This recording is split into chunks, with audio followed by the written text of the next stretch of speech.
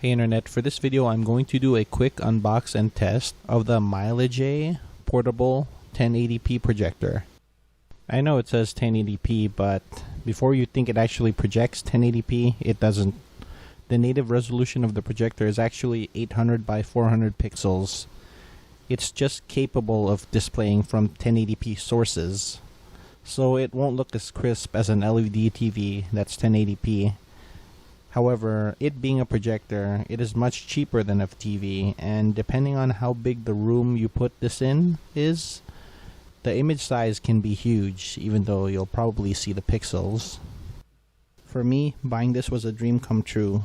I always wanted a projector when I was a kid, but in the 90s, projectors in general were super expensive.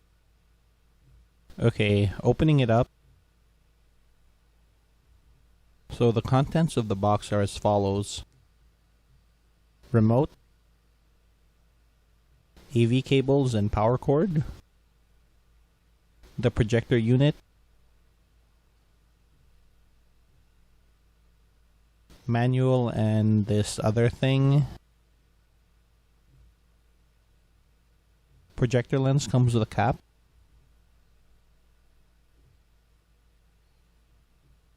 Here are the ports.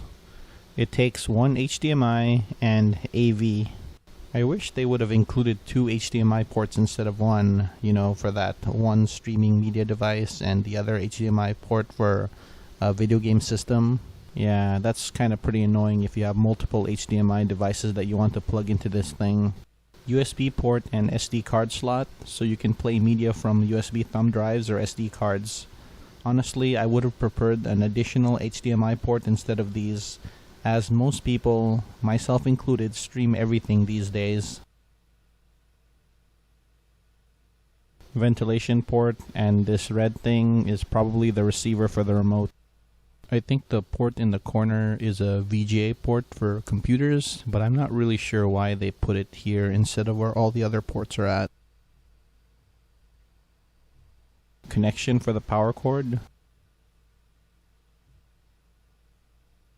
This knob adjusts the projector focus, and the controls in case the remote runs out of batteries or you lost the remote. Okay, let's test this projector out. Pretty much all the walls in my house are loaded with picture frames left and right, so I didn't really have a good spot to try it out on. This wall is basically the best I can do. Alright, I'm going to use an Android phone's Miracast feature to display my phone on the projector.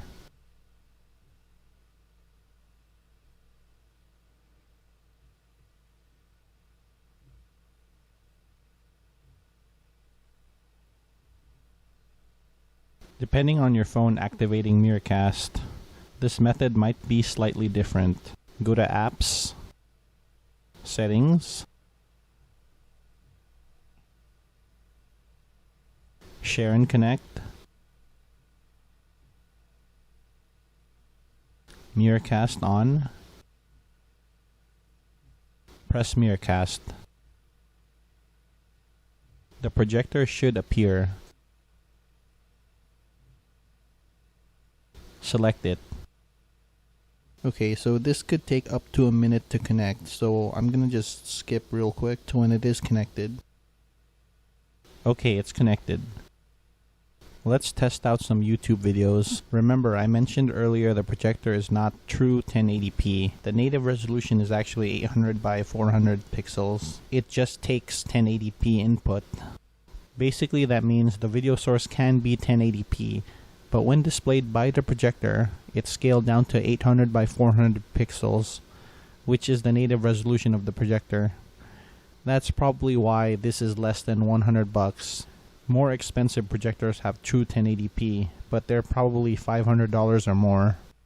With that being said, it still looks good. Since it's a projector, the further back you are from the wall, the bigger the picture is, but that also means the pixels become more apparent.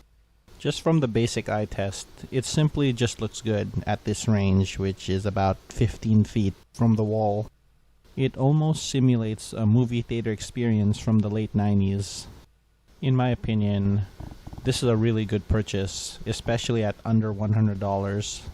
If you can't afford an LED TV or just want to have a classic theater setup, and when I mean classic, I mean 20 years ago type theater, this projector plus an Android phone with Miracast is a really nice and cheap solution to theater-style movie viewing. And that's it. Hope this video was helpful. Thanks for watching.